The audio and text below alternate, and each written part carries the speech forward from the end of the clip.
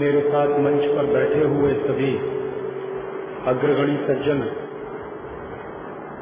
और मेरे व्याख्यान के लिए आए हुए आप सभी सज्जनों, मैं सबसे पहले प्रगति मित्र मंडल का आभार व्यक्त करना चाहता हूं कि उन्होंने मेरा ये व्याख्यान आयोजित किया और आपका भी आभारी हूं कि आप मेरे इस व्याख्यान के लिए यहाँ पर आए, आपने समय निकाला। पिछले 4-5 दिनों से मैं बहुत दुखी हूँ और मेरे दुख का कारण है कि हिंदुस्तान में ब्रिटेन की रानी आई हुई और वो जो ब्रिटेन की रानी इस देश में आई है उसको हमारे देश की सरकार ने बाकायदा निमंत्रण देकर बुलाया है। तो एक बाजू में तो हमारी सरकार कहती है कि देश में आजादी के 50 साल पूरे हो गए हैं और हम आजादी की स्वर्ण जयंती मना रहे हैं।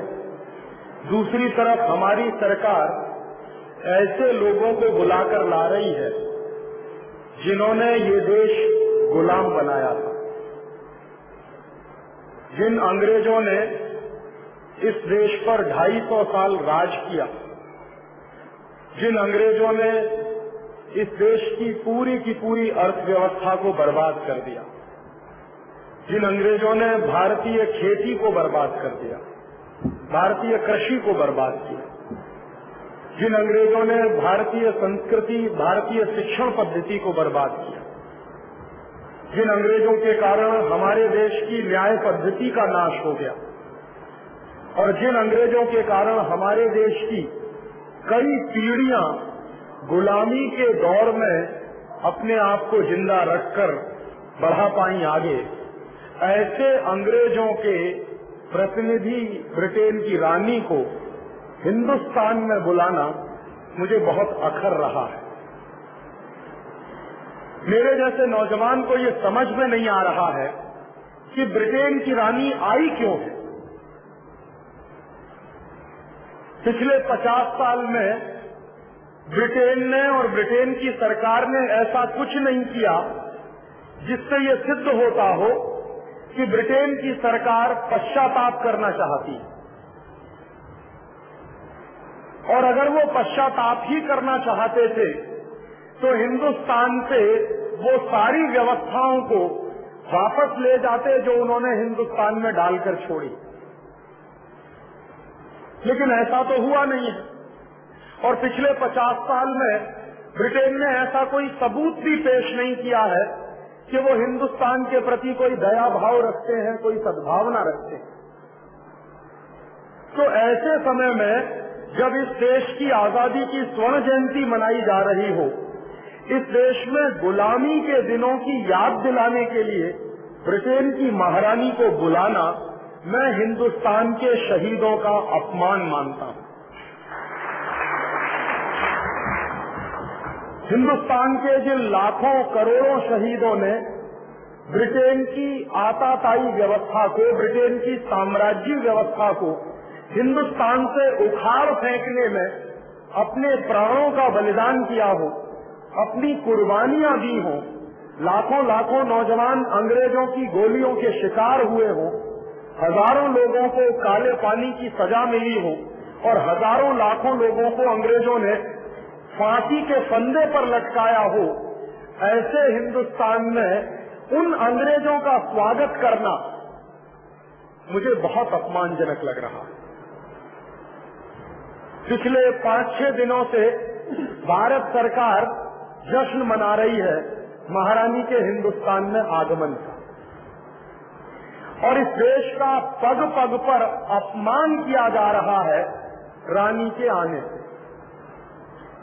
ब्रिटेन की रानी जो हिंदुस्तान में आई है, आप में से शायद बहुत कम लोग जानते होंगे इस बात को कि ब्रिटेन की रानी जो इस देश में आई है उसको पासपोर्ट और वीजा की जरूरत नहीं है हिंदुस्तान में आने के लिए।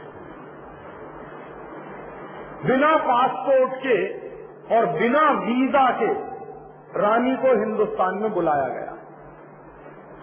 दुनिया के किसी भी देश में आप जाइए, आपको पासपोर्ट अगर नहीं है आपके पास तो आप घुस नहीं सकते उस देश में।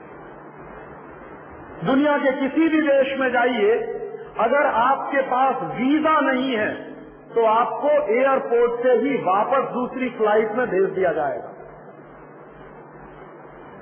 दुनिया के किसी भी देश में ये प्रोटोकॉल नहीं है कि बिना पासपोर्ट और बिना वीजा के कोई आदमी एक देश से दूसरे देश में जा सके, ऐसा कहीं नहीं होता।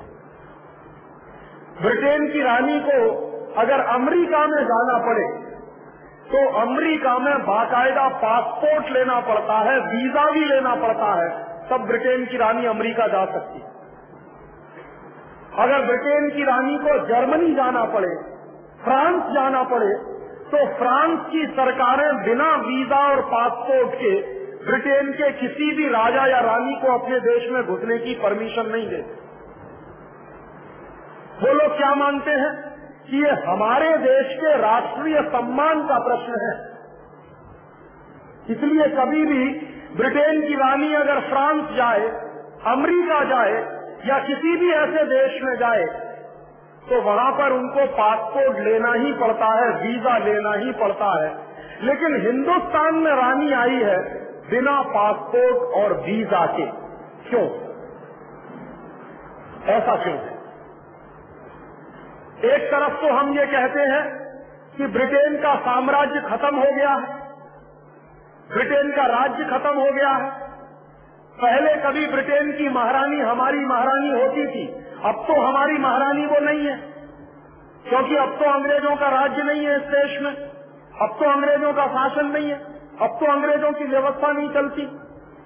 तो जब ये देश गुलाम था अंग्रेजों का, उस जमाने में रानी अगर बिना पासपोर्ट और वीजा के आती थी तो समझ में आता था, क्योंकि वो अपने ही एक दूसरे देश में जाती थी। इंग्लैंड के लोग हिंदुस्तान को अपना एक उपनिवेश मानते थे, अपनी एक कॉलोनी मानते थे। तो चूंकि हमारा देश अंग्रेजों की एक कॉलोनी था और अंग्रेजों का एक उपनिवेश था, तो अंग्रेजों के किसी भी राजा को, अंग्रेजों के किसी भी अधिकारी को हिंदुस्तान में आने के लिए पासपोर्ट नहीं लेना पड़ता था, वीजा नहीं लेना पड़ता। तो ये बात अगर 1945 के पहले की होती तो मेरे जैसे आदमी को समझ में आने वाली बात थी। लेकिन आज तो अंग्रेजों के उपनिवेश हम नहीं हैं, ऐसा ही कहा जाता है ना। आज तो हम आजाद हैं, यही कहा जाता है ना। 15 अगस्त 1947 में ये देश अंग्रेजों की गुलामी से आजाद हो गया है, यही बताया जाता है हमको। तो अगर आज हम अंग्रेजों के उपनिवेश नहीं हैं, आज हम उनके साम्राज्य के हिस्से नहीं हैं, तो ब्रिटेन की रानी को पासपोर्ट और वीजा के साथ ही इस देश में आने की अनुमति मिलनी चाहिए, लेकिन ऐसा तो नहीं हुआ। तो ये दो बातें हैं, या तो हम ब्रिटेन के उपनिवेश हैं आज भी, तभी रानी बिना पासपोर्ट और वीजा के आ सकती है, और या हम ब्रिटेन के उपनिवेश अगर नहीं है तो रानी को पासपोर्ट और वीजा लेना चाहिए था। कभी भी दो सत्य एक साथ नहीं चलते।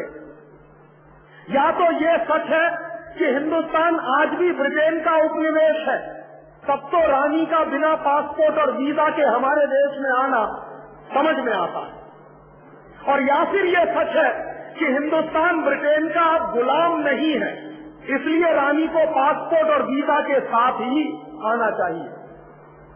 लेकिन घटना तो ये घटित हुई है कि रानी को पासपोर्ट और वीजा की जरूरत नहीं है, ये बात हिंदुस्तान की सरकार ने कही है।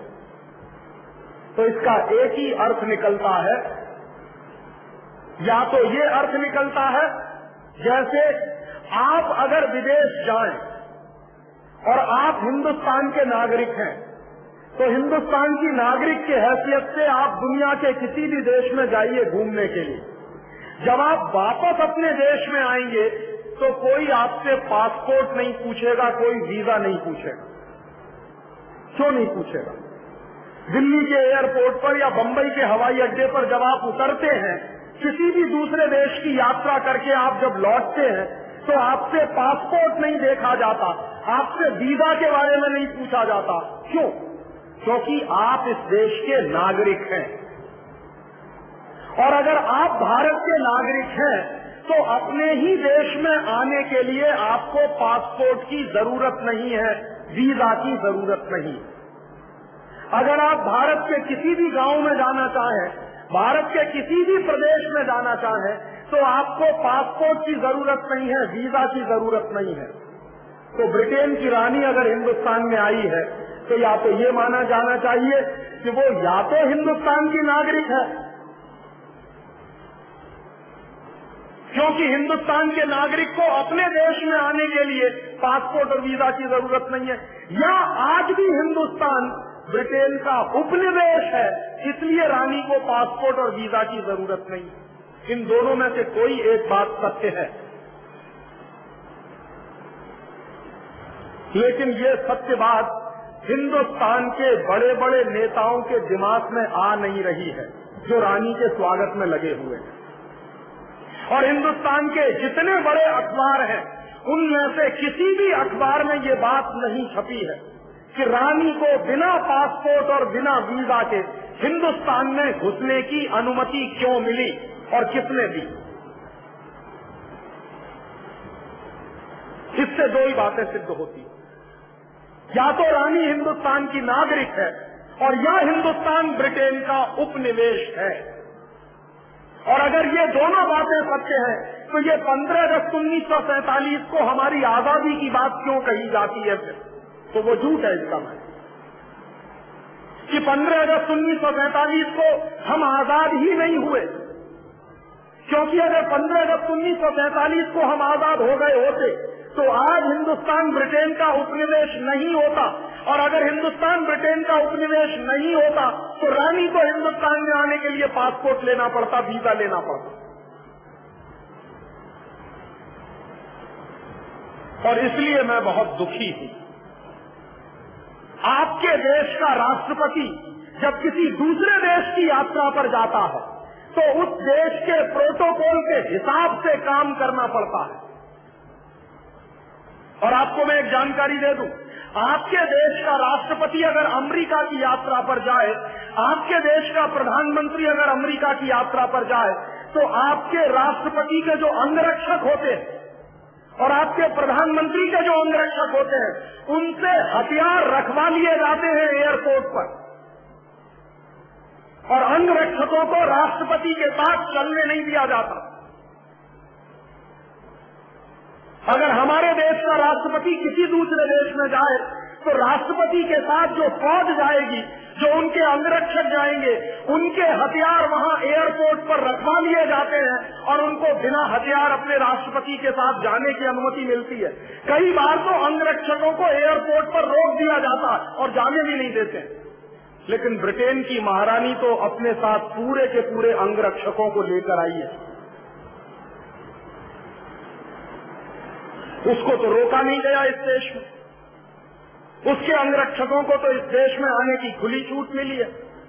बल्कि हिंदुस्तान के सिपाही रानी की रक्षा नहीं कर सकते, इसलिए ब्रिटेन की सरकार कहती है कि हमने अपने अंगरक्षक भेजे हैं।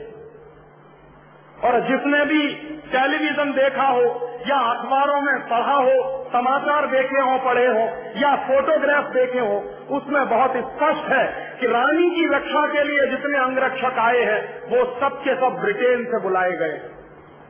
जबकि आपका राष्ट्रपति अगर जाए उनके देश में तो उसको अपने अंगरक्षक ले जाने की परमिशन नहीं है। क्यों?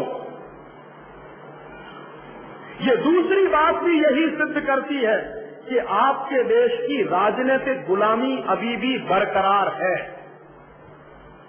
और तीसरी, उससे भी ज्यादा अपमान की बात है जो मेरे कलेजों को इस समय आग की तरह से चुभा रही है। वो अपमान क्या हुआ है? हिंदुस्तान की सरकार ने रानी के सम्मान में दिल्ली में एक कार्यक्रम आयोजित किया, और दिल्ली में सरकार का एक म्यूजियम है जिसका नाम है नेशनल म्यूजियम, राष्ट्रीय संग्रहालय, उसने वो कार्यक्रम आयोजित किया। और उस कार्यक्रम के आयोजन के लिए जो निमंत्रण पत्र बांटे गए, उन निमंत्रण पत्रों में राष्ट्रपति का नाम नीचे है, रानी का नाम ऊपर है। क्यों?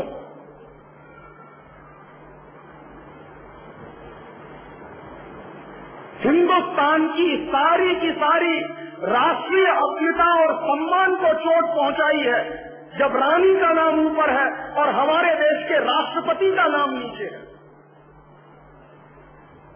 और इस देश का राष्ट्रपति इस देश के संविधान का सबसे प्रमुख व्यक्ति है।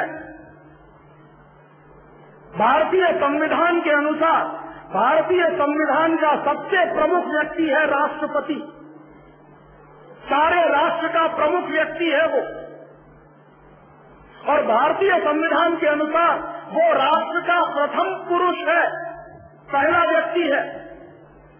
तो जो हमारे राष्ट्र का पति है, जो राष्ट्र का प्रथम पुरुष है, जो भारतीय संविधान का सबसे प्रमुख व्यक्ति है, उसका नाम नीचे और एक विदेशी का नाम ऊपर, ये कैसे हो गया इस देश में?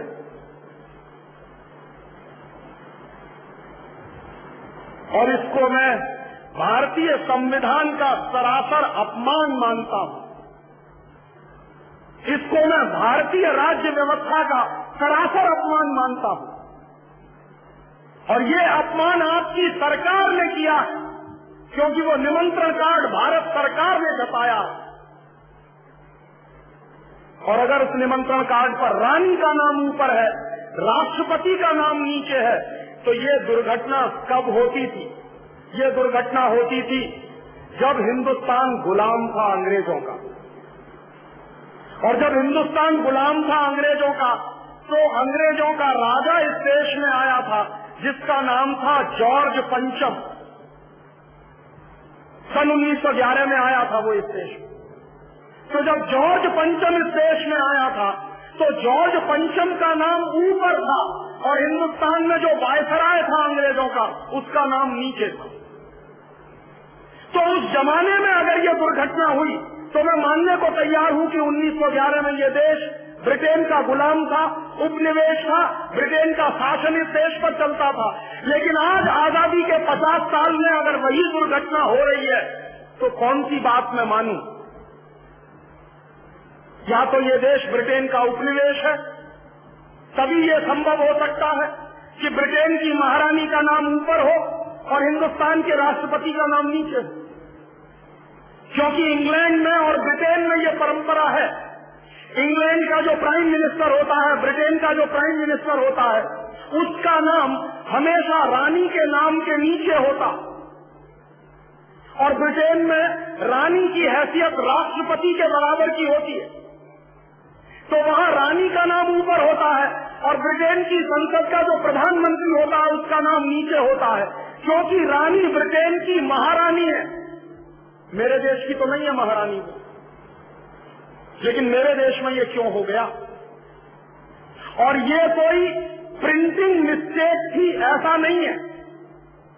भारत सरकार ने बाकायदा इसके लिए तर्क दिया है कि हमने ये किया है और जानबूझकर किया है। और मैं ये इंतजार कर रहा हूं कि ये जो सुप्रीम कोर्ट हमने बनाए हैं, ये संविधान की रक्षा करने के लिए बनाए हैं हमने। और अगर संविधान का अपमान हो रहा है तो हिंदुस्तान का सुप्रीम कोर्ट खामोश क्यों है? क्यों नहीं पिछले 5 दिन में भारत सरकार के खिलाफ सुप्रीम कोर्ट ने कोई स्ट्रिक्चर इशू किया? क्यों नहीं किया? क्या हमने सुप्रीम कोर्ट इसलिए बनाए हैं कि ये खामोशी के साथ देश का अपमान होते हुए देखें, देश के संविधान का अपमान होते हुए देखें? इसलिए हमने बनाए हैं ये सुप्रीम कोर्ट। हिंदुस्तान का सुप्रीम कोर्ट खामोश है। इतने बड़े राष्ट्रीय अपमान के प्रश्न पर सुप्रीम कोर्ट बोल नहीं रहा है। सब खामोशी के साथ मुंह सिलकर बैठे हुए हैं। और दूसरी तरफ हिंदुस्तान की सारी राजनीतिक पार्टियों के बड़े नेता खामोश हैं। किसी भी नेता का बयान नहीं आया है इतने बड़े राष्ट्रीय अपमान के प्रश्न पर। किसी भी राजनीतिक पार्टी ने बयान नहीं दिया है कितना बड़ा अपमान हुआ है इस देश का इस सवाल पर। और इस देश में कुछ राजनीतिक पार्टियों को तो हम राष्ट्रवादी कहते हैं, कुछ राजनीतिक पार्टियां तो भारतीय संस्कृति के लिए मरने मिटने को तैयार हैं, कुछ राजनीतिक पार्टियां तो भारतीय अस्मिता के लिए अपनी जान न्यौछावर करने को तैयार है। ऐसी राजनीतिक पार्टियों की तरफ से भी कोई बयान नहीं है आज तक। जो अपने आप को राष्ट्रवादी मानते नहीं, उनसे तो हम कोई उम्मीद कर नहीं सकते, लेकिन जो हमेशा से अपने आप को राष्ट्रवादी कहते हैं, उनकी तरफ से भी तो कोई बयान नहीं आया है। इतना बड़ा राष्ट्रीय अपमान का प्रश्न है ये। और उससे भी बड़ा राष्ट्रीय अपमान उस दिन हुआ जब रानी को दिल्ली में 21 तोपों की सलामी दी गई। हिंदुस्तान में प्रोटोकॉल है। प्रोटोकॉल क्या है कि जब कोई नया राष्ट्रपति पद ग्रहण करता है तब नए राष्ट्रपति को 21 तोपों की सलामी दी जाती है, बाकी किसी को नहीं दी जाती। जब कोई नया व्यक्ति राष्ट्रपति बनता है तब हिंदुस्तान के पार्लियामेंट के प्रोटोकॉल के अनुसार उसको 21 तोपों की सलामी दी जाती है। सिर्फ इस देश का राष्ट्रपति हकदार है 21 तोपों की सलामी लेने के लिए, लेकिन ब्रिटेन की रानी के लिए 21 तोपों की सलामी दी गई है उस दिन, जिस दिन वो उतरी है दिल्ली में। इससे बड़ा राष्ट्रीय शर्म का कोई दूसरा प्रश्न हो नहीं सकता। और ये जो राष्ट्रीय प्रश्न खड़ा हो गया है इस देश में, ये हर व्यक्ति से दो ही सवाल पूछ रहा है। मैं अपने आप से ये दो प्रश्न पूछ रहा हूँ, क्या हम आजाद हैं? क्या ये भारत ब्रिटेन का उपनिवेश नहीं है? और अगर ये ब्रिटेन का उपनिवेश नहीं है तो ये तमाशा क्यों हो रहा है? और या तो फिर हम ये कहें ईमानदारी से कि हम आज भी ब्रिटेन के उपनिवेश हैं, तो फिर 15 अगस्त 1947 क्यों मनाते हैं हम फिर? क्यों पिछले 50 साल से 15 अगस्त का नाटक चलता है इस देश में? क्यों मुझे बड़े बचपन से ये याद दिलाया गया है कि 15 अगस्त तुम्हारा स्वतंत्रता दिवस है? काहे का स्वतंत्रता दिवस है जब आज भी हम उसी गुलामी में फंसे हुए हैं जो कभी अंग्रेजों के जमाने में चला करती थी। और उससे भी ज्यादा अपमान मुझे लगा जब ब्रिटेन की रानी के सम्मान में वही गीत गाया गया जो जॉर्ज पंचम के सम्मान में 1911 में गाया गया था कलकत्ता में। कौन सा गीत था वो? हिंदुस्तान में ब्रिटेन के लोगों के समर्थक बहुत बड़ी संख्या में रहे, और न सिर्फ ब्रिटेन के समर्थक रहे बल्कि अंग्रेजों के तलवे चाटने वाले घराने इस देश में रहे।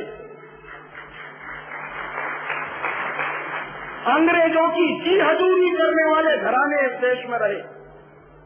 और जिन खानदानों ने अंग्रेजों के जितने ज्यादा तलवे चाटे, उन्हीं खानदानों का नाम इस देश में गर्व से लेते हैं लोग। जो अंग्रेजों के सबसे ज्यादा पिट्ठू बनकर रहे, जो अंग्रेजों के चरणों में साष्टांग बिछ जाते थे, ऐसे ही लोगों को इस देश के इतिहास में पढ़ाया जाता है।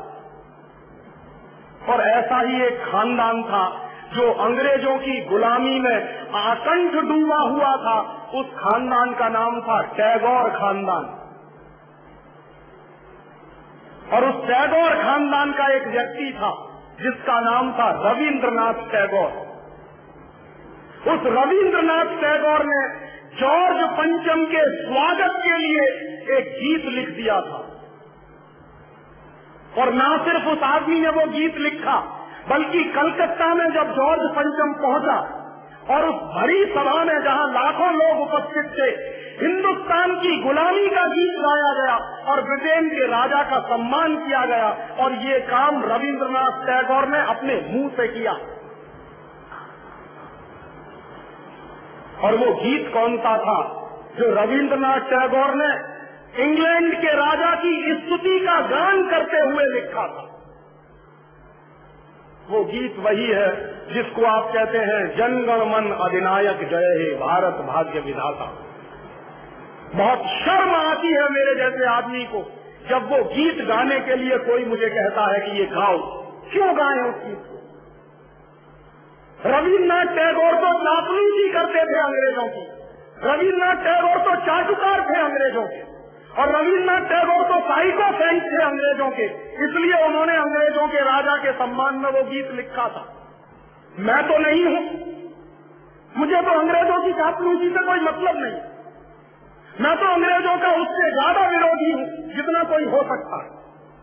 लेकिन मेरे आजाद देश में उस गीत को बार बार गवाया जाए, ये मेरा राष्ट्रीय अपमान का प्रश्न है। और जिस गीत को अंग्रेजों के राजा जॉर्ज पंचम के स्वागत में गाया था रविन्द्रनाथ टैगोर ने, वही गीत 5 दिन पहले दिल्ली के एयरपोर्ट पर गाया गया महारानी के सम्मान में। आपने कभी ध्यान दिया है उस गीत के शब्द क्या है और उन शब्दों का मतलब क्या है? जन गण मन अधिनायक जय हे, हिंदुस्तान की जनता के मनों के अधिनायक तुम्हारी जय हो, ये मतलब है। जन गण मन अधिनायक जय है माने जॉर्ज पंचम तुम हिंदुस्तान की जनता के मनों के, जनता के गणों के अधिनायक हो, सुपरबॉस हो, इसलिए तुम्हारी जय हो। ये रविन्द्रनाथ टैगोर गा रहे हैं। भला इससे ज्यादा चाटुकारिता का दूसरा कोई प्रमाण मिल सकता? इससे ज्यादा साइकोफेंसी का दूसरा कोई प्रमाण आपको मिल सकता? और दूसरी लाइन है जनगण मन अधिनायक जय है, भारत भाग्य विधाता, माने तुम भारत के भाग्य विधाता हो, माने हमारा भाग्य तुम लिख रहे हो। ये तो कोई भगवान से भी नहीं कहता है। लेकिन रविन्द्रनाथ टैगोर ने तो हिंदुस्तान के साम्राज्यवादी राजा का प्रतीक जो जॉर्ज पंचम था, उसको भगवान से भी ऊपर रख दिया था कि तुम तो भारत के भाग्य विधाता हो। पंजाब सिंध गुजरात मराठा द्राविड़ उत्कल बंग, विंध्य हिमाचल यमुना गंगा, उच्छल जलद तिरंग, सब शुभ नामे जागे, सब शुभ आशीष मांगे। माने पंजाब सिंध गुजरात मराठा द्राविड़ उत्कल बंग, ये सारा हिंदुस्तानी इलाका तुम्हारे लिए आशीष मांग रहा है, सब शुभ आशीष मांगे, तुम्हारी भलाई की प्रार्थना कर रहा है। ये पूरा हिंदुस्तान जो अंग्रेजों की गुलामी में सिसक रहा था, उसको रविन्द्रनाथ टैगोर लिख रहे हैं कि ये सारा का सारा हिंदुस्तान तुम्हारे लिए आशीष मांग रहा है, सब शुभ आशीष मांगे। और वो सारी की सारी आशीष हम तुमको दे रहे हैं अपनी तरफ से।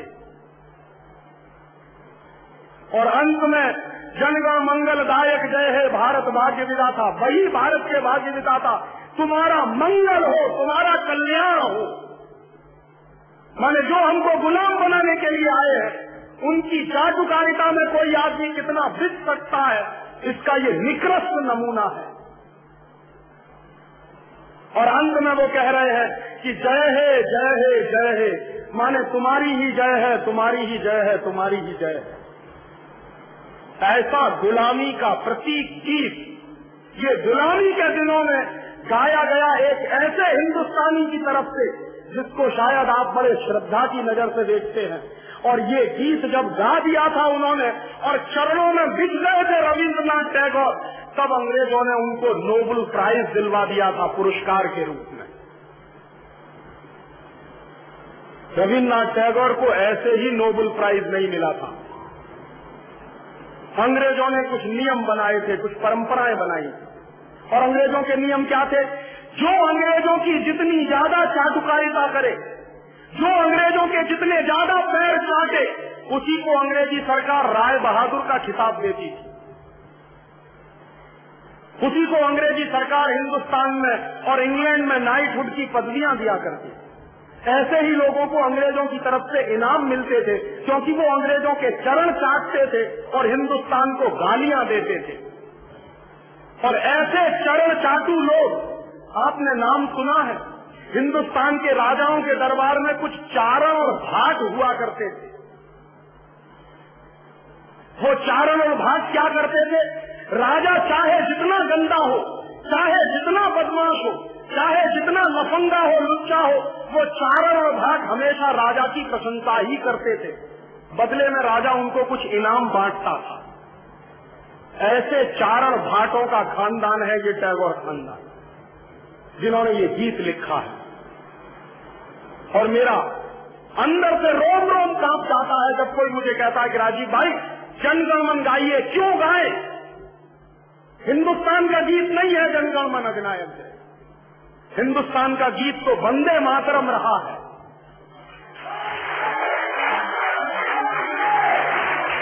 और ये वंदे मातरम जैसा गीत जो हिंदुस्तान की आजादी की लड़ाई का प्रतीक था, जो हिंदुस्तान के लोगों में खून में जोश भरने का काम करता था, उस वंदे मातरम जैसे गीत को हिंदुस्तान में राष्ट्रीय गीत का दर्जा दिलवाने में 50 साल लग गया हमको, अब जाके हुआ है।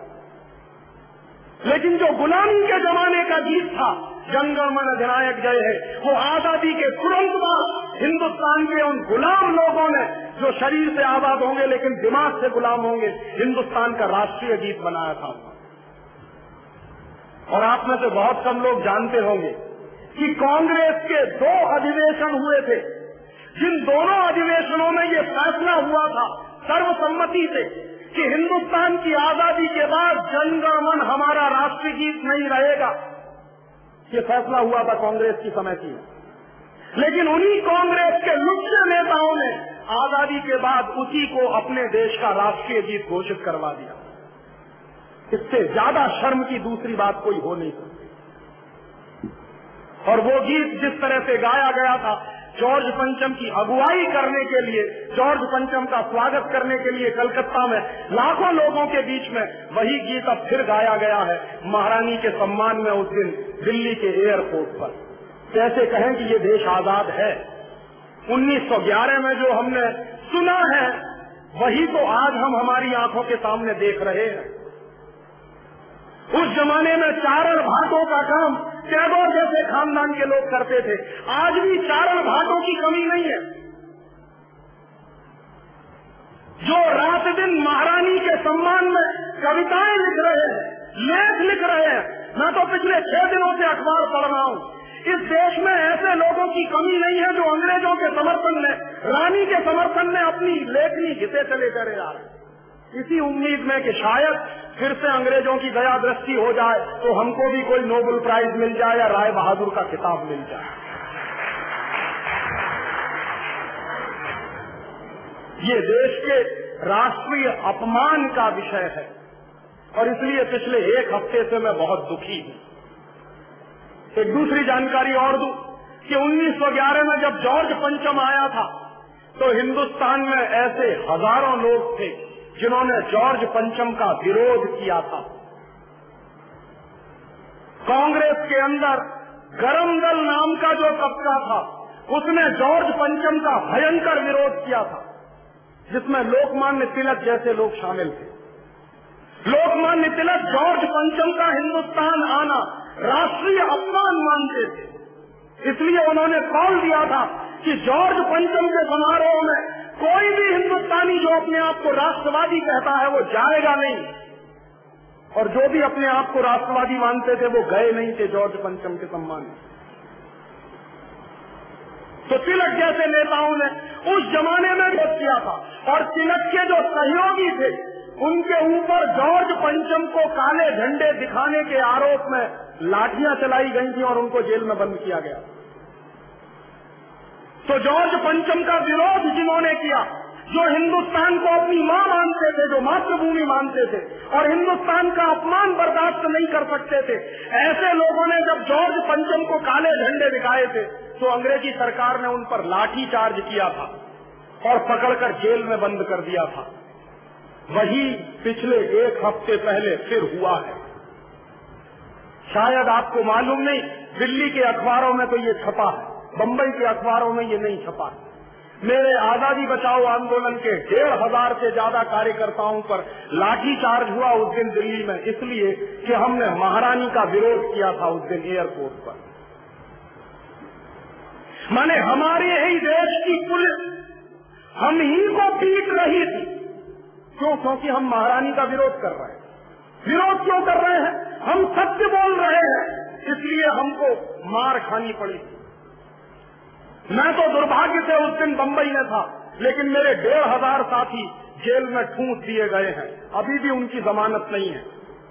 और हमने भी संकल्प लिया है कि हमने कोई अपराध किया नहीं है, इसलिए हम जमानत नहीं लेंगे। देखें हिंदुस्तान की पुलिस और देखें हिंदुस्तान की सरकार कितने दिन उनको जेल में बंद रखती। हमने देश के सम्मान के प्रति अपने साथियों को दांव पर लगाया, और उन 1500 साथियों में आप ये सुनकर आश्चर्य करेंगे, ताज्जुब करेंगे कि बहनों की संख्या 300 है। उन 300 बहनों पर भी पुलिस ने लाठीचार्ज किया। क्यों किया है? क्योंकि रानी का विरोध कर रहे थे वो लोग, सत्य बोल रहे थे, इसलिए लाठीचार्ज हुआ। हमारी पुलिस हम ही को पीट रही थी। तो मेरे दिमाग में वो दृश्य घूम गया कि सन 1911 में जब लोकमान्य तिलक और उनके सहयोगियों ने जॉर्ज पंचम का विरोध किया होगा, तो जिस तरह से उनको लाठियों से पीटा गया होगा, वही दृश्य अभी दिल्ली में ये घटित होकर चुका। उस जमाने में तो हम मान सकते हैं कि अंग्रेजों की सरकार थी, इसलिए जॉर्ज पंचम का विरोध करने का माने अंग्रेजों का विरोध करना, और अंग्रेजों का विरोध करना माने अंग्रेजी सरकार के अत्याचारों को निमंत्रण देना। लेकिन आज तो हमारी सरकार है, आज तो अंग्रेजी सरकार नहीं है। ये हम कैसे भूलें कि जो सरकार चला रहे हैं वो हमारे ही वोट से चुनकर गए हैं, वो अंग्रेजों के प्रतिनिधि नहीं है। ये हम कैसे भूले कि इन नेताओं को आपने हमने ही वोट देकर चुनकर भेजा है दिल्ली में, और वो नेता ब्रिटेन की रानी की रक्षा करने के लिए हिंदुस्तान के नागरिकों पर लाठीचार्ज करवा सकते हैं। ये 1911 में होता था, वो आज क्यों हो रहा? इसलिए मेरा दिल बहुत दुखी कि क्या हो रहा है इस देश में, कौन सी आजादी है और कैसी आजादी है। और इस राष्ट्रीय अपमान के प्रश्न को दुर्भाग्य से हिंदुस्तान की कोई राजनीतिक पार्टी उठा नहीं रही है, क्योंकि सबको डर लगता है। क्या डर लगता है? कि हो जाए साल 2 साल में हमारे हाथ में सत्ता आए तो सब तो अपना कैलकुलेशन कुर्सी और सत्ता के हिसाब से करते, कोई भी राष्ट्र के हिसाब से कैलकुलेशन करता नहीं। इस गलतफहमी में आप मत रहिए कि राष्ट्रवादी लोग राष्ट्र के हिसाब से कैलकुलेशन करते हैं। अगर वो राष्ट्र के हिसाब से कैलकुलेशन करते तो उन लोगों के साथ कभी नहीं सोते जिनको जिंदगी भर वो गालियां देते रहे। सबके कैलकुलेशन अपने कुर्सी के हिसाब से हैं, अपने सत्ता के हिसाब से हैं। इतनी अकेले नहीं आई, उसके साथ ब्रिटेन की कंपनियों के बड़े बड़े अधिकारियों का पूरा दल आया है। ब्रिटेन की जो मल्टीनेशनल कॉरपोरेशंस हैं, ब्रिटेन की जो बड़ी बड़ी कंपनियां हैं, उन कंपनियों के बड़े बड़े अधिकारियों का पूरा दल आया है, पूरा दस्ता आया है। रानी अकेले नहीं आई, जॉर्ज पंचम भी अकेले नहीं आया था। 1911 में जब जॉर्ज पंचम आया था तो उसके साथ ब्रिटेन की उस जमाने की कंपनियों के बड़े बड़े अधिकारी आए थे। क्यों आए थे? जॉर्ज पंचम और उसके साथ उस जमाने में ब्रिटेन की कंपनियों के अधिकारी क्यों आए थे? क्योंकि जॉर्ज पंचम ये कहता था कि मेरे साथ जो ब्रिटिश कंपनियों के अधिकारी आए हैं वो हिंदुस्तान में अपना बाजार स्थापित करेंगे, इसके लिए मैं उनको लेकर आया हूं। तो हिंदुस्तान को ब्रिटेन ने अपना बाजार बनाया था, और चूंकि ये देश ब्रिटेन का बाजार बन गया था इसलिए इस देश को गुलाम बनाया था उन्होंने।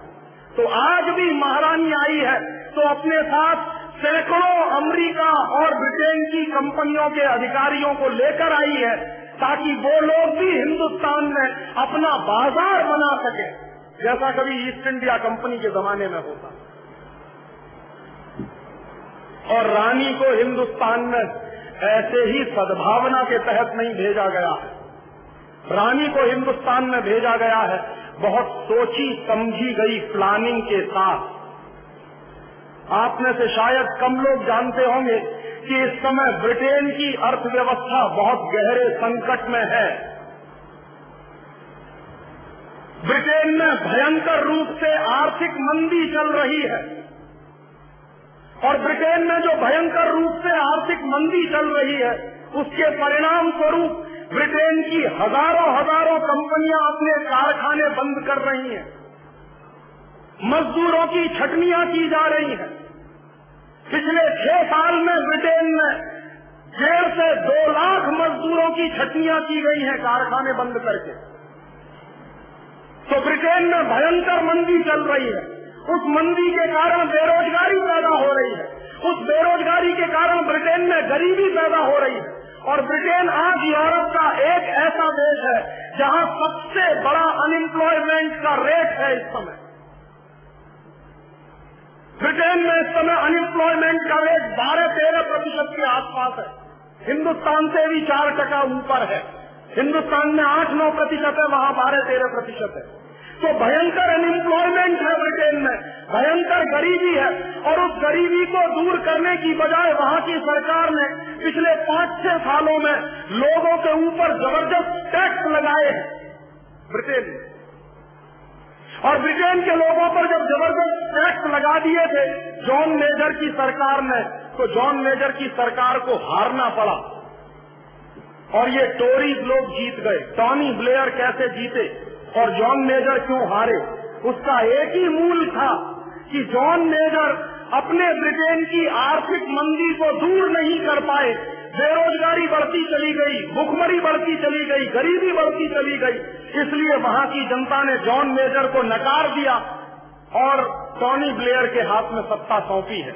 लेकिन टॉनी ब्लेयर भी कह रहे हैं कि मेरे पास कोई जादू की छड़ी नहीं है जो ब्रिटेन की डूबती हुई अर्थव्यवस्था को मैं कुछ किनारे लगा सकूं। कोई मेरे पास जादू की छड़ी नहीं है। तो क्या किया जाए? ब्रिटेन की आर्थिक मंदी है, क्योंकि आर्थिक मंदी के दौर में क्या होता है, सामान बिकना बंद हो जाता है, सामान बिकते नहीं, गोदाम भरे रहते हैं, कारखानों में उत्पादन चलता रहता है, उत्पादन के बाद गोदाम भरते चले जाते हैं, लेकिन माल बाजार में बिकता नहीं है, डंप होता चला जाता है। तो माल बेचने के लिए बाजार चाहिए, तो हिंदुस्तान में महारानी बाजार तलाशने के लिए आई है। इस बात को आप समझ लीजिए कि इस समय ब्रिटेन की अर्थव्यवस्था डूब रही है और ब्रिटेन बर्बादी के कगार पर खड़ा है। एक जमाने में ब्रिटेन जरूर साम्राज्यवादी देश था, लेकिन आज ब्रिटेन की कोई औकात नहीं है। यूरोप में कोई देश ब्रिटेन को 2% में पूछता नहीं है, बल्कि बात यह चल रही है कि जो कॉमन यूरोपियन मार्केट बनने वाला है उसमें ब्रिटेन रहेगा कि नहीं रहेगा, इस पर यूरोप के देश एक मत नहीं है। फ्रांस कहता है कि इस ब्रिटेन की हमको जरूरत क्या, ये हमारे किस काम का। जर्मनी कहता है ब्रिटेन हमारे किस काम का। और फ्रांस और जर्मनी जैसे देशों ने ब्रिटेन की एंट्री पर वीटो लगा दिया है, इसलिए ब्रिटेन बर्बादी के कगार पर खड़ा है।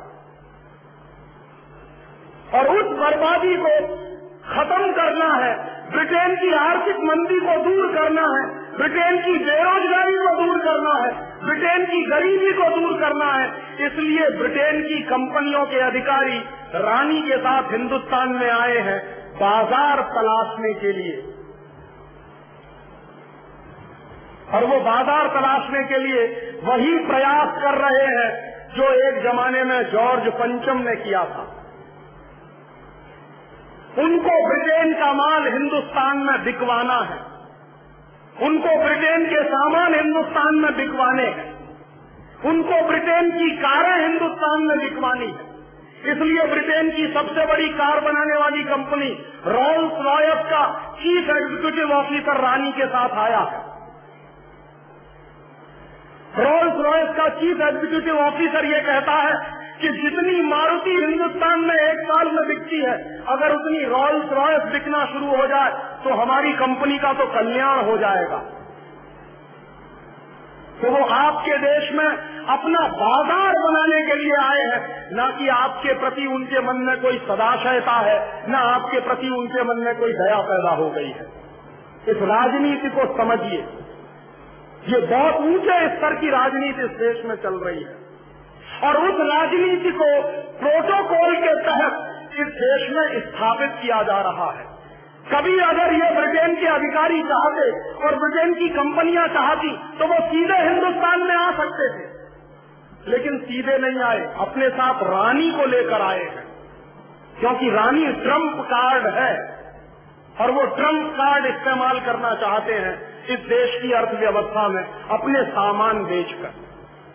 और हिंदुस्तान की सरकार के साथ रानी के प्रतिनिधि मंडल की जो बातें चल रही हैं उसमें सबसे महत्वपूर्ण बात जो चल रही है वो समझने वाली है। वो बात क्या चल रही है? ब्रिटेन की रानी चाहती है कि ब्रिटेन का जितना माल हिंदुस्तान में आए वो सब टैक्स फ्री हो, उस पर टैक्स न लगाया जाए या कम से कम टैक्स लगाया जाए। क्यों? ताकि ब्रिटेन का माल इस देश में सस्ता बिके और हिंदुस्तानी माल महंगा बिके। ये नीति आज की नहीं है, 250 साल पुरानी अंग्रेजों की पुरानी नीति है ये। उस जमाने में भी अंग्रेजों ने हिंदुस्तान को अपना बाजार बनाया था, तो अंग्रेजों ने एक ही नीति चलाई थी कि ईस्ट इंडिया कंपनी का माल टैक्स फ्री बिकता था और हिंदुस्तानी कंपनियों के माल पर टैक्स लगाया जाता था। और हिंदुस्तानी कंपनियों पर 1,000% का टैक्स लगाया जाता था और ब्रिटेन का माल टैक्स फ्री बिकता था। तो अंग्रेजों को फायदा क्या हुआ था कि जिन अंग्रेजों का माल दुनिया में कहीं नहीं बिकता था उन्हीं अंग्रेजों का माल हिंदुस्तान में बिकना शुरू हो गया था। ब्रिटेन की महारानी दूसरी बातचीत क्या कर रही है? ब्रिटेन की महारानी हिंदुस्तान सरकार से दूसरी बातचीत कर रही है कि हिंदुस्तान का जो कच्चा माल है, जो रॉ मटेरियल है, वो कौड़ी के दाम में, सस्ते से सस्ते दाम में ब्रिटेन को मिले और ब्रिटेन उसको पक्का माल बनाकर वापस हिंदुस्तान में लाकर बेचे। ये बात चल रही है और इसलिए ब्रिटेन की रानी के साथ जो अंग्रेजों की कंपनियों के अधिकारी आए हैं वो क्या बातें कर रहे हैं? वो कोशिश कर रहे हैं कि हिंदुस्तान की सोने की खदान अंग्रेजी कंपनियों को मिल जाए, हिंदुस्तान की चांदी की खदानें अंग्रेजी कंपनियों को मिल जाए, हिंदुस्तान की चांदी की खदानें अंग्रेजी कंपनियों को मिल जाए, हिंदुस्तान की कॉपर और आयरन ओर की खदानें अंग्रेजी कंपनियों को मिल जाए, हिंदुस्तान के जो तेल के कुएं हैं वो तेल के कुएं अंग्रेजी कंपनी है जिसका नाम है शेल, SHELL। ये इंग्लैंड की सबसे बड़ी ऑयल एक्सप्लोरेशन की सबसे बड़ी कंपनी है, पेट्रोलियम प्रोडक्ट बेचने वाली सबसे बड़ी कंपनी है अंग्रेजों की शेल। तो शेल के अधिकारी आए हैं रानी के पास इस तलाश में कि हिंदुस्तान में जहां जहां तेल के कुएं हैं वो शेल कंपनी को मिल जाए। तो सब तो गिद्ध की नजर लेके आए हैं कि जहां जहां हिंदुस्तान में कुछ मिले उसको नोच कर खा लो जैसे कभी पहले खाया था। ये बातें चल रही हैं ब्रिटेन की रानी के साथ और दनादन हिंदुस्तान की सरकार एग्रीमेंट साइन कर रही है ब्रिटेन की रानी के साथ। और जो एग्रीमेंट साइन हो रहे हैं उन एग्रीमेंट के साइन करते समय जानते हैं क्या तमाशा होता? हमारे देश का प्रधानमंत्री ब्रिटेन के दूसरे मंत्रियों के साथ मुस्कुराते हुए हाथ मिलाता और एक फाइल वो ब्रिटेन के मंत्री के हाथ में पकड़ाता है, दूसरी फाइल अपने हाथ में पकड़ता है और देश की संपत्ति बिकने का समझौता हो जाता है। और ये सब कुछ मुस्कुराते हुए चलता है। अगर आप समाचार देखते हो तो यही दृश्य दिखाई देते होंगे आपको। उस फाइल के अंदर क्या समझौता हुआ है ये कभी आपको नहीं बताया जाता। हिंदुस्तान की जनता को यह नहीं बताया जाता कि तुम्हारे देश का हमने कौन सा हिस्सा बेच दिया। हिंदुस्तान की पार्लियामेंट को भी नहीं बताया जाता कि तुम्हारे देश के कौन से हिस्से का समझौता हमने कर लिया। और ये यात्रा नहीं है ब्रिटेन की महारानी की, ये हिंदुस्तान की तबाही के ताबूत में एक कील ठोंकी जा रही है। ये यात्रा जो है हमारे लिए आने वाले समय में ऐसा सिद्ध होने वाली है कि आप परेशान हो जाएंगे कि क्या क्या कर लिया इस देश की सरकार। और इसलिए मैं बहुत दुखी हूं पिछले 5-6 दिनों से कि ये देश बिक रहा है मेरी आंखों के सामने, और ब्रिटेन की रानी और उसके साथ जो अधिकारी आए हैं वो खरीद रहे हैं इस देश की संपत्ति को, लेकिन सब राजनीतिक पार्टियां मौन हैं और पार्लियामेंट भी चुप है।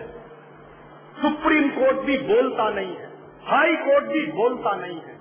जिनको बोलने के लिए ही हमने भेजा था वहां पार्लियामेंट, वो सब गुम छल्ले बनकर उनके आगे पीछे घूम रहे हैं। दो तो ऐसी राजनीतिक पार्टियां हैं इस देश में, सीपीएम और सीपीआई। वो कहते हैं कि हमारा तो जन्म ही हुआ है साम्राज्यवाद के खिलाफ लड़ने के लिए। तो वो साम्राज्यवाद के खिलाफ कैसे लड़ रहे हैं? ब्रिटेन की रानी को फूलहार पहना रहे हैं उनके मंत्री। ऐसे साम्राज्यवाद के खिलाफ वो लड़ रहे हैं इस देश में। किसको कहें? कभी कभी तो ऐसा लगता है कि जैसे हिंदुस्तान के राजनीति के कुएं में भांग पड़ी हुई है, जो पीता है वही बौरा जाता है, जो पीता है वही पागल हो जाता है। कोई एक भी सेंस वाला नेता इस देश में दिखाई नहीं दे रहा। जिसकी जरा भी दूरदृष्टि हो वो देख नहीं रहे हैं हम इस देश में कोई भी एक ऐसा नेता। और ब्रिटेन की रानी का आना ये आपके देश की राजनीतिक गुलामी का एक प्रतीक है, और शायद ये सच ही है। ब्रिटेन की रानी जब हिंदुस्तान में आई है, आप में से बहुत कम जानते हैं कि ब्रिटेन की रानी हिंदुस्तान की नागरिक है। कौन से कानून के आधार पर? आप पूछेंगे अगर मुझसे, तो कानून कौन सा है?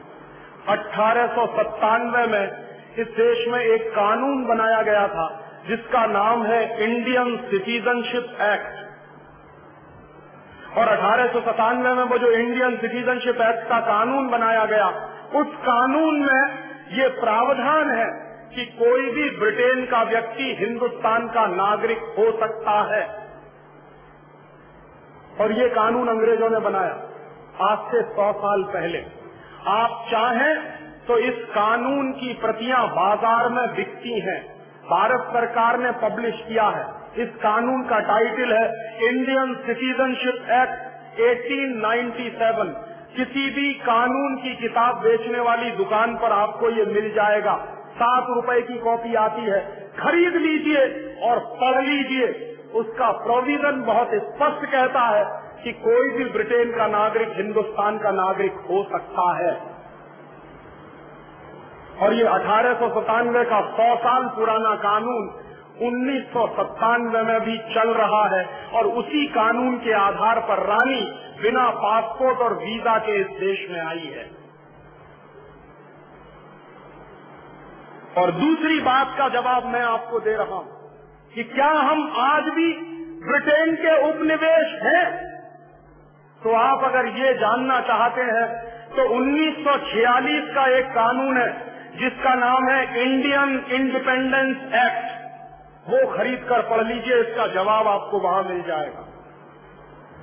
1946 का जो इंडियन इंडिपेंडेंस एक्ट है वो अंग्रेजों ने पारित किया था लंदन में। और अंग्रेजों ने 1946 के इंडियन इंडिपेंडेंस एक्ट को पारित करने के बाद क्या किया था? उस कानून के पारित होने के बाद भारत और पाकिस्तान का बंटवारा किया था अंग्रेजों ने।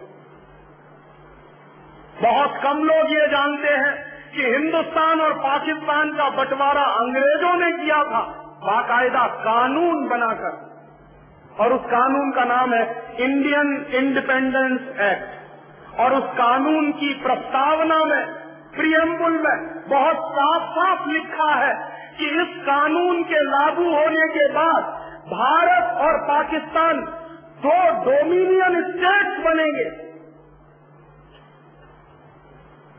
डोमिनियन स्टेट का माने क्या होता है? एक बड़े राज्य के अधीन छोटा राज्य। डोमिनियन स्टेट का अगर शब्द अर्थ जानना चाहे तो चैम्बर्स की डिक्शनरी खोल लीजिए, ऑक्सफोर्ड वाली खोल लीजिए, दुनिया की किसी भी अंग्रेजी किताब की डिक्शनरी खोल लीजिए। डोमिनियन स्टेट का माने एक बड़े स्टेट के अधीन एक छोटा राज्य। माने हम भारत और पाकिस्तान 1946 के उस कानून के आधार पर डोमिनियन स्टेट बनाए गए हैं, ना कि इंडिपेंडेंट नेशन।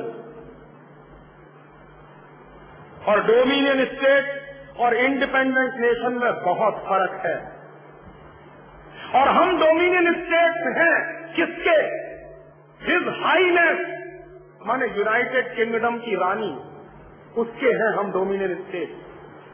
1946 का इंडियन इंडिपेंडेंस एक्ट भी बाजार में मिलता है, आप खरीद लीजिए, वो भी 10 रुपए का आता है।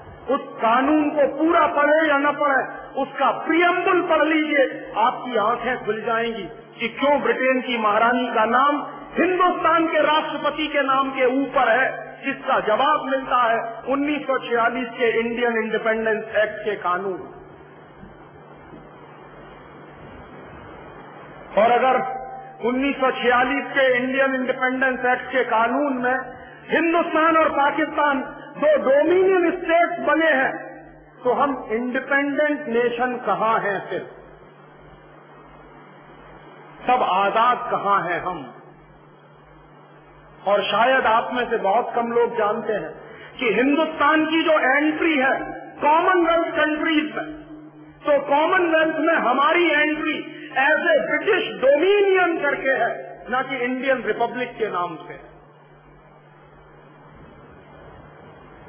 और ये इतना गंभीर प्रश्न है, ये गंभीर प्रश्न हिंदुस्तान की आजादी के समय उठाया जाना चाहिए था। और कुछ लोगों ने उठाया भी था, लेकिन उनकी बात को किनारे कर दिया गया, क्योंकि उस जमाने के जो बड़े नेता थे उनको सत्ता की और कुर्सी की वैसी ही भूख थी जैसी आज सीताराम केसरी को है। मैं आपसे बहुत विनम्र शब्दों में कह रहा हूं कि पंडित नेहरू के मन में जितना लालच था कुर्सी का और सत्ता का, वो उतना ही है जितना सीताराम केसरी के मन में है। कोई फर्क नहीं है। पंडित नेहरू 1 मिनट भी प्रधानमंत्री पद की कुर्सी मेरे हाथ से चली जाए इसके लिए तैयार नहीं थे। और इतिहास इस बात को अभी खोदेगा किसी दिन, तो जवाब मिलेगा कि हिंदुस्तान में सरदार पटेल के नाम पर कांग्रेस में जब वोट पड़ा था, कांग्रेस वर्किंग कमेटी की मीटिंग हुई और कांग्रेस वर्किंग कमेटी की मीटिंग में यह फॉर्मूला निकाला गया था कि कांग्रेस के तमाम प्रदेशों के अध्यक्ष जिस नाम पर वोट डालेंगे वही आदमी हिंदुस्तान का पहला प्रधानमंत्री बनेगा। और इसका फॉर्मूला कैसे बनाया गया था कि जिस आदमी के नाम पर सबसे ज्यादा वोट पड़ेंगे वो कांग्रेस का प्रेसिडेंट बनेगा और कांग्रेस का प्रेसिडेंट ही हिंदुस्तान का प्राइम मिनिस्टर बनेगा। ये फॉर्मूला कांग्रेस वर्किंग कमेटी ने निकाला था और उस फॉर्मूले के आधार पर वोट डलवाए गए थे। और उस जमाने में कांग्रेस में 15 प्रदेश अध्यक्ष थे और 15 प्रदेश अध्यक्षों ने जब वोट डाला तो उनमें से 14 वोट सरदार पटेल के पक्ष में पड़े थे, 1 वोट पंडित नेहरू के पक्ष में पड़ा था सिर्फ। और जब पंडित नेहरू के पक्ष में 1 वोट पड़ा तो पंडित नेहरू हार गए और सरदार पटेल जीत गए। तो कांग्रेस वर्किंग कमेटी के फॉर्मूले के आधार पर सरदार पटेल को कांग्रेस का अध्यक्ष बनाना तय हुआ और सरदार पटेल जब अध्यक्ष बनेंगे तो वही हिंदुस्तान के प्रधानमंत्री बनेंगे, ये भी तय हुआ। तब उस समय पंडित नेहरू ने कितनी गद्दारी का काम किया उसकी एक घटना मैं आपको सुनाता हूं। बहुत कम लोग जानते हैं कि जिस आदमी को आप चाचा नेहरू कहते रहे उसने सारे देश को कैसे बेचा है, उसकी आप घटना सुनिए। तो पंडित नेहरू के चरित्र में और सीताराम केसरी के चरित्र में आपको कोई फर्क नहीं समझ में आएगा। हुआ क्या, जब सरदार पटेल वोट जीत गए 14 वोटों से, मैसिव मेजॉरिटी से, तो तय हो गया कि अब तो कांग्रेस के प्रेसिडेंट सरदार पटेल बनेंगे और पंडित नेहरू हार गए, जमानत जब्त हो गई। कारण क्या था? पंडित नेहरू को कांग्रेस में कोई पसंद नहीं करता था। ये सबसे बड़ा सच है, कांग्रेस में कोई पंडित नेहरू को पसंद नहीं करता था। क्यों? उसका कारण था कि पंडित नेहरू चुरूट भी पीते थे, सिगरेट भी पीते थे और लेडी माउंटबेटन के साथ उनके जो संबंध थे उनके बारे में कांग्रेस का बच्चा बच्चा जानता था। नेहरू जैसा चरित्रहीन व्यक्ति इस देश में शायद ही कोई दूसरा होगा। ये मैं कह रहा हूं, और उस कन्विक्शन के आधार पर जो नेहरू के बारे में जानकारियां मुझे मिली, और आप अगर ये जानकारियां देखना चाहें तो मेरे पास ऐसे 4 फोटोग्राफ हैं जो पंडित नेहरू की धज्जियां उड़ा सकते हैं इस देश में। उनमें से 2 फोटोग्राफ तो अभी छप चुके हैं। आपने अगर 15 अगस्त 1997 की इंडिया टुडे पढ़ी हो और नहीं पढ़ी हो तो जरूर खरीद लीजिए, कहीं से मिल जाए। उस 15 अगस्त 1997 की इंडिया टुडे में पंडित नेहरू के 2 फोटोग्राफ छपे हैं, और उन दोनों फोटोग्राफ को देखने के बाद किसी भी शर्मदार आदमी की आंखें शर्म से नीचे झुक जाएंगी। वो उस आदमी के वो दृश्य हैं उसमें। कोई भी शर्मनाक आदमी ये मानने को तैयार नहीं होगा कि ये हिंदुस्तान का पहला प्रधानमंत्री। इसलिए कांग्रेस में पंडित नेहरू को कोई पसंद नहीं करता, लेकिन पंडित नेहरू को सबसे ज्यादा पसंद करते थे अंग्रेज और लॉर्ड माउंटबेटन। लॉर्ड माउंटबेटन को तो बाकायदा भेजा गया था पंडित नेहरू को फंसाने के लिए, और पंडित नेहरू उसमें फंसे थे। तो लॉर्ड माउंटबेटन और अंग्रेज पंडित नेहरू को पसंद करते थे। क्यों? क्योंकि पंडित नेहरू के बारे में सभी अंग्रेज ये कहा करते थे कि ये आदमी शरीर से हिंदुस्तानी है, लेकिन इसकी आत्मा अंग्रेज है, इसलिए इसके हाथ में सत्ता दे दो तो कोई वादा नहीं है, अंग्रेजों का ही शासन इस देश में चलता रहेगा। इसलिए अंग्रेज पंडित नेहरू को पसंद करते थे, और अंग्रेज चूंकि पंडित नेहरू को पसंद करते थे तो बाकायदा पंडित नेहरू की छवि अखबारों में बनाई गई थी मीडिया हाइप के आधार पर। इस देश के जननेता नहीं थे। जननेता होते तो क्यों 14 वोट सरदार पटेल के पक्ष में पड़े और क्यों एक ही वोट पंडित नेहरू के पक्ष में पड़ा? और जब पंडित नेहरू ने समझ लिया और देख लिया कि अब दाल गलने वाली नहीं है, मैं चुनाव भी हार गया हूं, कांग्रेस वर्किंग कमेटी में मेरी मेजॉरिटी भी नहीं रही है, तो पंडित नेहरू गए गांधी जी के पास, और ये गांधी जी की जीवन की सबसे ब्लंडर मिस्टेक मैं मानता हूं जो हुई। क्या किया? पंडित नेहरू गए बापू के पास, और बापू को उन्होंने सीधे सीधे कहा कि बापू, अगर मैं हिंदुस्तान का प्रधानमंत्री नहीं बना तो मैं कांग्रेस को तोड़ दूंगा, और अगर कांग्रेस टूट जाएगी तो अंग्रेज हिंदुस्तान से नहीं जाएंगे। फिर उनको ये बहाना मिल जाएगा कि कौन सी कांग्रेस को हम सत्ता दें, जो कांग्रेस पंडित नेहरू वाली है उसको सत्ता दें, या जो पंडित नेहरू के बाहर की कांग्रेस है उसको सत्ता दें। तो बापू पंडित नेहरू की इस ब्लैकमेलिंग के शिकार हुए, और बापू ने पर्सनल चिट्ठी लिखी। वो पर्सनल चिट्ठी गांधी जी के रिकॉर्ड्स में है, आप चाहें तो देख सकते हैं। गांधी वांग्मय के 100 अंक हैं जो भारत सरकार ने छापे, और गांधी वांग्मय के 100 अंकों के जो लास्ट फेज के अंक हैं उनके आधार पर एक किताब छपी है जिसका नाम है पूर्ण आहुति, और प्यारे लाल जी ने वो किताब लिखी। प्यारे लाल जी गांधी जी के सेक्रेटरी हुआ करते थे, तो प्यारे लाल जी ने पूर्ण आहुति में वो चिट्ठी छापी है जो गांधी जी ने पटेल को लिखी थी। क्या चिट्ठी है? कि सरदार पटेल, मैं जानता हूं कि तुम जीत गए, लेकिन नेहरू को प्रधानमंत्री बनाना है, इसलिए मैं चाहता हूं कि तुम वापस ले लो अपना नाम। सरदार पटेल ने बापू से सीधे मिलकर कहा कि बापू, ये आपकी अगर अंतरात्मा है तो मैं तो हमेशा आपका सेवक रहा हूं, आप कहते हो तो मैं अपना नाम वापस ले लेता। और सरदार पटेल ने इतनी दरिया दिली दिखाई, गांधी जी ने उनसे यही कहा था कि नेहरू इस समय सत्ता के मद में अंधा हो गया है और कांग्रेस को तोड़ने की बात कर रहा है, और अगर इस समय कांग्रेस टूट गई तो अंग्रेज जाएंगे नहीं, उनको बहाना मिल जाएगा कि हिंदुस्तान में हम कौन सी कांग्रेस को सत्ता सौंपें, कौन सी कांग्रेस को ना दें। इसलिए अंग्रेजों को ये बहाना ना मिलने पाए, कांग्रेस ना टूटने पाए, तो मैं तुमसे अनुरोध कर रहा हूं कि तुम तुम्हारा नाम वापस ले लो। तब सरदार पटेल ने अपना नाम वापस लिया, और इस तरह पंडित नेहरू हिंदुस्तान के प्रधानमंत्री बने। किस तरह की चालबाजी से हिंदुस्तान का पहला प्रधानमंत्री अपने पद तक पहुंचा, आप सोचिए जरा।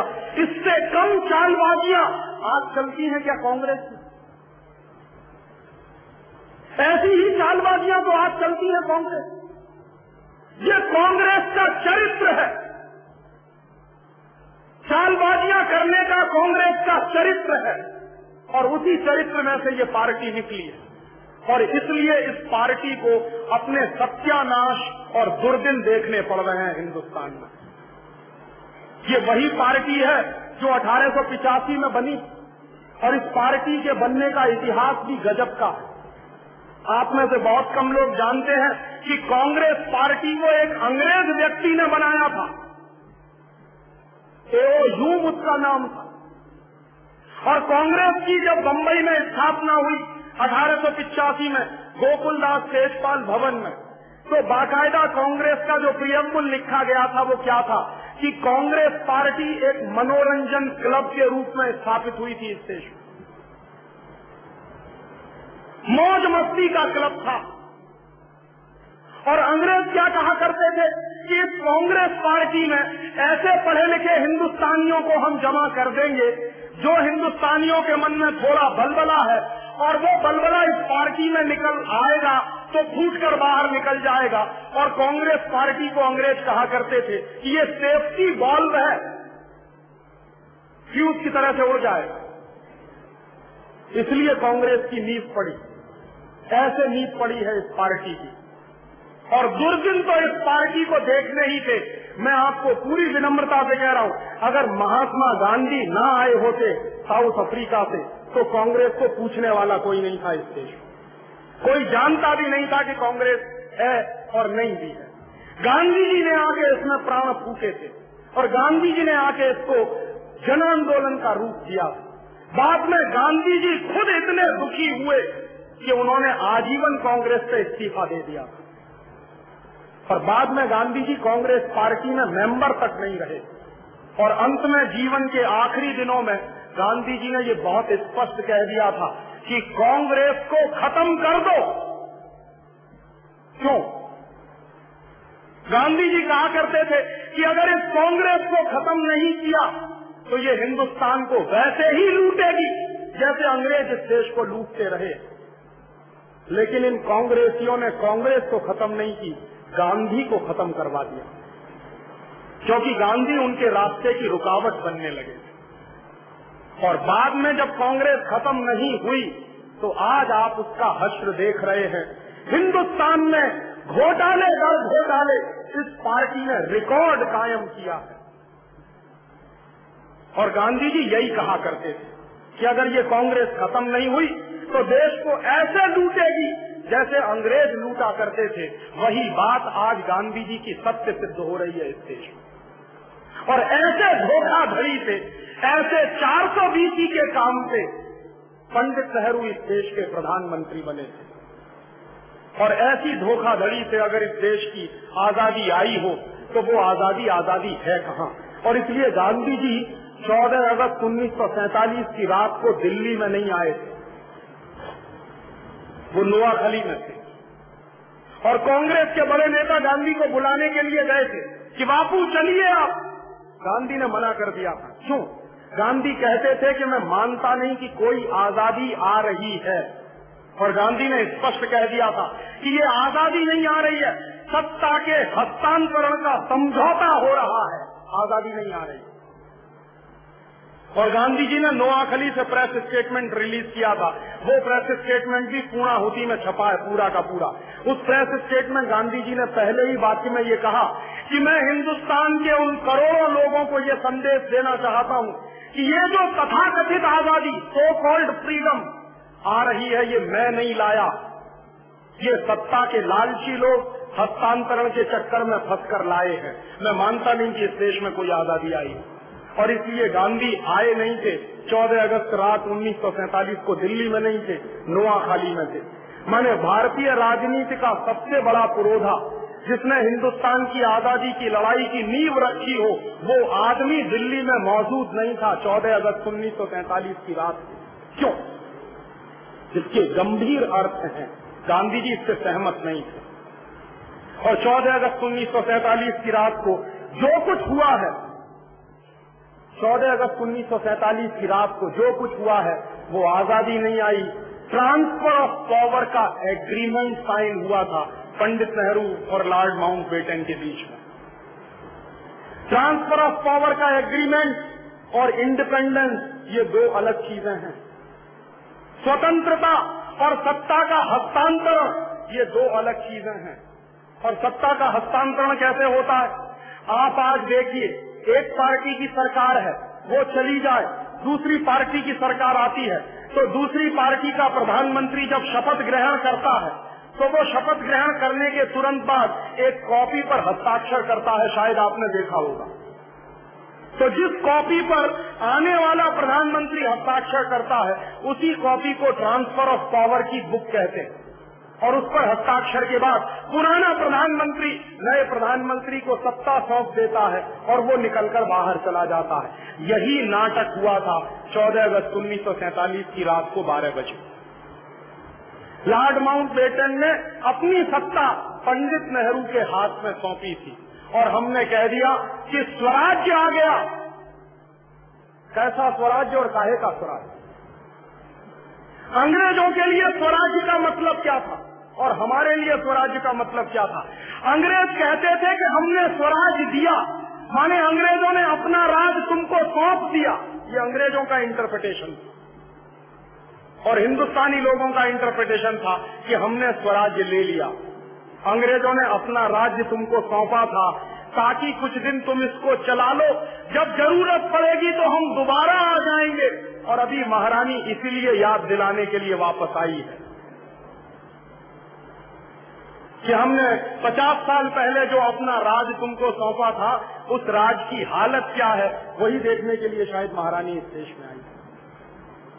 और उससे भी ज्यादा अपमान की बात मुझे तब लगी कि हिंदुस्तान की इस नपुंसक सरकार ने रानी को जलियांवाला बाग की जमीन पर उतरने की छूट दी। जिस जलियांवाला बाग में हिंदुस्तान के हजारों शहीदों का खून बिछा है, जिस जलियांवाला बाग में हिंदुस्तान के हजारों शहीदों ने अपनी कुर्बानी दी है, उस जलियांवाला बाग में रानी को उतरने की छूट देना हिंदुस्तान के शहीदों की शहादत का सबसे बड़ा अपमान है जो इस सरकार ने किया। रानी किससे माफी मांगेगी?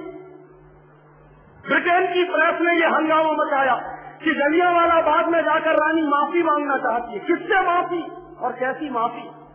पहले आपने हजारों लोगों को गोली से मार दिया और अब कहते हैं आई एम सॉरी। पहले हिंदुस्तान के हजारों शहीदों को खून से रंग दिया और फिर कहते हैं सॉरी। और रानी किसको माफ कर सकती है? इसकी हैसियत क्या है? इसकी औकात क्या है? हमको माफ करने की उसकी कोई औकात है? हिंदुस्तान के एक एक शहीद की शहादत इस रानी के करोड़ों करोड़ों के मुकट पर कुर्बान की जा सकती है क्या?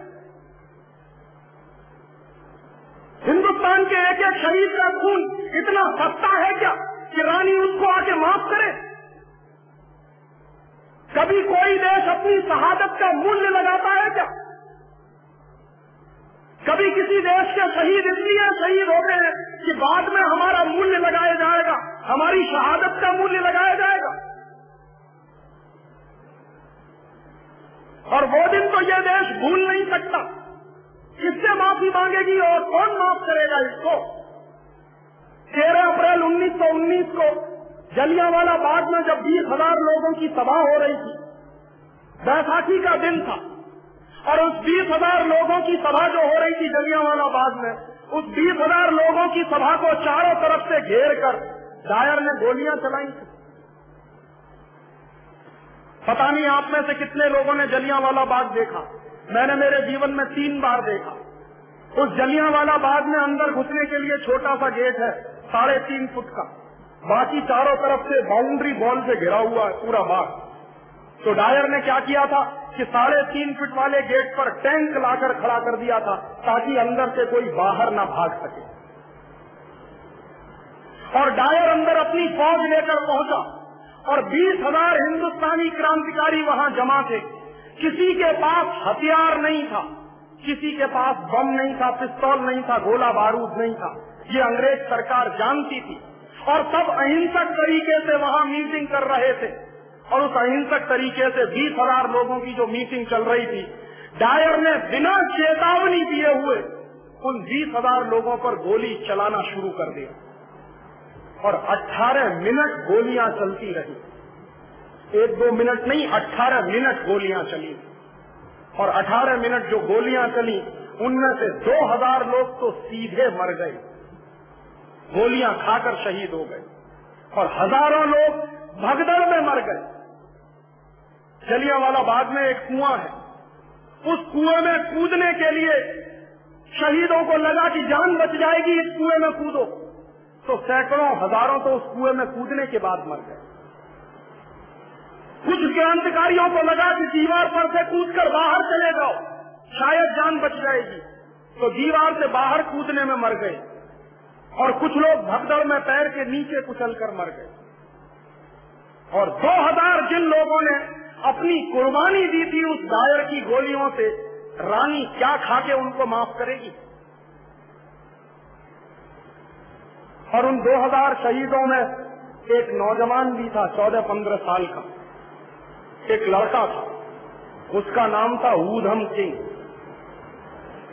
ऊधम सिंह उसी सभा में बैठा था जिस सभा में डायर ने गोलियां चलाई और ऊधम सिंह अपनी आंखों के सामने एक एक क्रांतिकारी को मरते हुए देख रहा था और एक एक क्रांतिकारी जब मरता था तो ऊधम सिंह के मन में एक ही संकल्प पैदा होता था कि जिस डायर ने मेरे देश के 2000 लोगों को जिंदा मार दिया है, इस डायर को मैं छोड़ूंगा नहीं अपने जीवन में। उस ऊधम सिंह के जीवन का एक ही मिशन रहा, ताजीवन उस आदमी ने, उस नौजवान ने अपनी जवानी गुजारी सिर्फ डायर से बदला लेने के लिए। और वो 14 साल का बेटा, बालक, इस भारत माँ का 14 साल के बच्चे की उम्र क्या होती है और समझ क्या होती है, जरा अंदाजा करिए।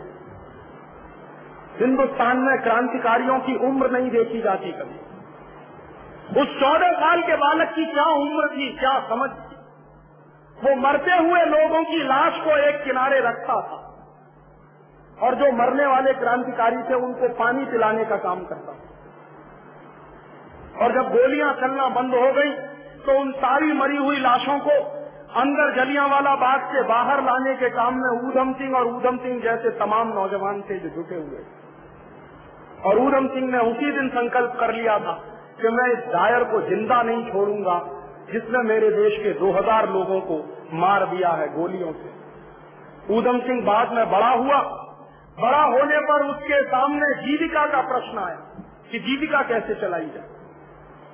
तो नौजवान के मन में जीविका चलाने के प्रति एक ही उद्देश्य था कि मुझे जिंदा रहना है डायर के मरने तक, और कोई उद्देश्य नहीं है जीवन का। और वो लड़का बढ़ईगिरी के काम में लगा, कारपेंटर हो गया, लोहारी का काम किया, बढ़ईगिरी का काम किया। उसके बाद जीवन में कुछ पैसा बनाया उसने और पैसा बनाकर लंदन गया। क्यों गया? क्योंकि डायर ने जब यहाँ हत्याकांड कर दिया था तो डायर का तबादला कर दिया गया था और उसको लंदन भेज दिया था अंग्रेजों की सरकार। तो डायर की तलाश में ऊधम सिंह लंदन तक पहुंचा और लंदन पहुंचने के बाद फिर पैसे खत्म हो गए तो उसने लंदन के एक होटल में बैरे की नौकरी की और महीनों महीनों बैरे की नौकरी करने के बाद कुछ पैसा बनाया तो उससे एक रिवॉल्वर खरीदी उस नौजवान ने।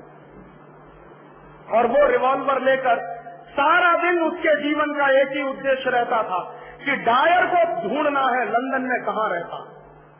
एक बार डायर का पता चल गया उसको और उसके पास भरी हुई पिस्तौल थी। डायर सामने से आ रहा था। ऊधम सिंह चाहता तो पिस्तौल मार के उसको वहीं ढेर कर सकता था, लेकिन उसके मन में विचार आया कि नहीं, इसको ऐसे नहीं मारूंगा जिस तरह इसने हिंदुस्तान के एक भरी हुई सभा में 2000 लोगों को मारा है, वैसे ही किसी भरी हुई सभा में इस ऊधम सिंह ने संकल्प किया है डायर को मारने का। तो मारा नहीं उसने डायर को, और उसने कहा ये तो कमजोरी होगी और मैं कमजोर देश का आदमी नहीं, ये कमजोरी नहीं करूंगा। उसके बाद अंग्रेजों की सरकार ने डायर के सम्मान में एक बहुत बड़ा फंक्शन किया लंदन में। और डायर के सम्मान में अंग्रेजों की सरकार ने वो फंक्शन क्यों किया? डायर के सम्मान में अंग्रेजों की सरकार ने इसलिए फंक्शन किया कि डायर ने हिंदुस्तान के 2000 क्रांतिकारियों को मारा तो अंग्रेजी सरकार ने उसको नाइटहुड की उपाधि दी कि इसने हिंदुस्तान के 2000 क्रांतिकारियों को मार दिया है, इसलिए इसको इनाम मिलना चाहिए। तो इनाम दिया गया था डायर को। और जिस समारोह में, जिस जलसे में डायर को ये इनाम दिया जा रहा था, उसकी स्तुति गान किया जा रहा था, उसकी प्रशंसाएं की जा रही थी, उसी भरी मीटिंग में ऊधम सिंह बैठा हुआ था। और जब ऊधम सिंह के बर्दाश्त के बाहर हो गई सब बात, तो चुपचाप उठा, मंच तक आया, बड़े आराम से पिस्तौल निकाली और गोली चलाई। डायर वहीं ढेर हो गया। और जब डायर ढेर हो गया तो अंग्रेजी पुलिस का एक सुपरिंटेंडेंट दरवाजे पर खड़ा था। उसके हाथ कांप गए कि एक हिंदुस्तानी नौजवान में इतनी हिम्मत कि भरी हुई सभा में से उठकर बड़े आराम से आया और मंच पर गोली चलाकर आराम से चला गया। ऊधम सिंह ने उस सुपरिंटेंडेंट को कहा कि मुझे गिरफ्तार करो। तो सुपरिंटेंडेंट भौचक्का होकर उसके मुंह की तरफ देखने लगा। उसकी हिम्मत नहीं हुई ऊधम सिंह को पकड़ने। बाद में ऊधम सिंह को लगा कि ये आदमी डर गया है, तो उसने अपनी रिवॉल्वर फेंक दी हाथ में से, कहा कि अब तो गिरफ्तार करो। तो डरते डरते उसने ऊधम सिंह के हाथ में हथकड़ी लगाई, पुलिस सुपरिंटेंडेंट। और ऊधम सिंह ने कहा कि चलो, मुझे न्यायालय में ले चलो, कोर्ट में ले चलो। कोर्ट में ले गए ऊधम सिंह को और अंग्रेजों के लंदन के न्यायालय में ऊधम सिंह को कटघरे में खड़ा किया। तो न्यायाधीश ने जो सबसे पहला प्रश्न किया ऊधम सिंह से, वो क्या था? न्यायाधीश ने प्रश्न किया कि ऊधम सिंह, तुम चाहते तो डायर की हत्या करने के बाद भाग सकते थे, तुम्हारे पास पूरा मौका था। तो ऊधम सिंह ने जवाब क्या दिया कि जज साहब, हिंदुस्तान की जिस माटी से मैं पैदा हुआ हूँ, उस माटी में लोग पीठ दिखाकर नहीं भागा करते, जरूरत पड़ने पर सीने पर गोली खाते, पीठ दिखाकर नहीं भागा करते। तो जज आश्चर्य में पड़ गया। जज ने फिर दूसरा प्रश्न किया कि ऊधम सिंह, अगर तुम भाग जाते और हिंदुस्तान चले जाते तो तुम अपने जैसे सैकड़ों ऊधम सिंह पैदा कर सकते थे। तो उसने जवाब दिया कि जज साहब, आप इस गलतफहमी में मत रहिए। जिस दिन आप मुझे फांसी के फंदे पर चढ़ाओगे, उस दिन हिंदुस्तान में एक नहीं 10,000 ऊधम सिंह पैदा हो जाएंगे। मुकदमा चलता गया और मुकदमा चलता गया तो अंग्रेजों की प्रेस के जो रिपोर्टर थे, वो भौचक्के होकर उस नौजवान का चेहरा देखते थे जिसकी उम्र मुश्किल से 20-22 साल की थी। और अंग्रेजों के जज के हाथ कांप गए थे उस लड़के को फांसी का ऑर्डर सुनाने के लिए। और उस लड़के ने कहा था कि बिल्कुल परेशान मत होइए, मेरी फांसी लगाने के लिए आपको जल्लाद बुलाने की जरूरत नहीं पड़ेगी, मैं खुद अपने हाथों से फांसी का फंदा चढ़ाऊंगा। और लंदन की जेल में जब ऊधम सिंह को फांसी हुई तो ये लंदन की जेल के मैनुअल बताते हैं कि ऊधम सिंह ने सारे जल्लादों को अलग हटा दिया था, खुद गया बड़े आराम से, और बहुत आराम से उसने कहा कि ये नकाब डालने की जरूरत नहीं है, क्योंकि अंग्रेजों के कानून थे कि फांसी के पहले काले रंग का नकाब पहनाया जाता। उसने कहा इसकी कोई जरूरत नहीं। बहुत आराम से खुद फांसी का फंदा उसने गले में लटकाया और झूल गया। ऐसे नौजवान को रानी माफ करेगी क्या? ऐसे नौजवान की शहादत का कोई मूल्य हो सकता है क्या? और ऐसे नौजवान की शहादत की जमीन है अमृतसर का जलियांवाला बाग, और उस जलियांवाला बाग में ऐसी रानी के खराब और अपवित्र कदमों का हिंदुस्तान की सरकार के द्वारा वहां पहुंचाया जाना सबसे ज्यादा राष्ट्रीय सम्मान के खिलाफ काम है। और इससे बड़ा राष्ट्रद्रोह कोई हो नहीं सकता जो भारत सरकार ने अभी किया है। ये राष्ट्रद्रोह का काम है, ये कोई छोटा मोटा द्रोह नहीं। शहीदों की शहादत से खिलवाड़ करना, शहीदों की शहादत का मूल्य लगाना, शहीदों की कुर्बानी का मूल्य लगाना, ये राष्ट्रद्रोह का काम है। और ऐसे राष्ट्रद्रोह के काम करने वाले लोगों को, नेताओं को आप बर्दाश्त कर रहे हैं। और मैं आपसे इसी निवेदन के साथ अपना व्याख्यान खत्म कर रहा हूं कि ये इतने बड़े प्रश्न हैं जो आपके बीच में मैंने उठाए हैं, इनका जवाब तलाशिए। मिलकर अगर हम जवाब नहीं ढूंढेंगे तो आने वाली पीढ़ी हमको माफ नहीं करेगी, और आने वाली पीढ़ी जब हमसे सवाल पूछेगी तो शायद हमारे पास कोई जवाब नहीं होगा। आज मेरा दिल बहुत भरा हुआ है, ज्यादा बोलने की स्थिति में नहीं, इसलिए आपसे माफी चाहता हूं और विदा चाहता हूं।